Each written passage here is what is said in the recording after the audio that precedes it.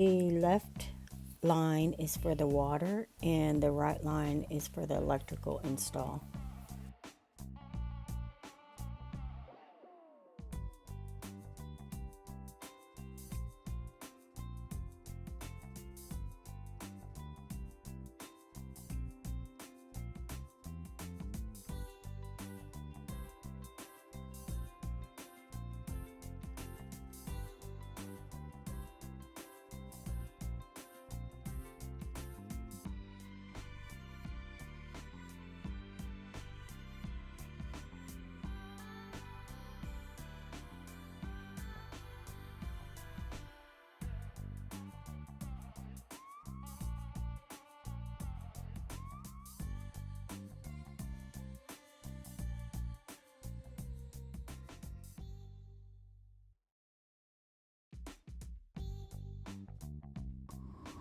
This is the thing that drone reads, and he said if this gets damaged and it won't read it, and they come and find out that we damaged it, they're going to charge us $100.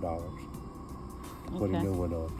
So I told him we're not going to damage that. Here's the electronic meter. This is what sends it up there to it. There's it up there. Okay, so how do I turn it on and off?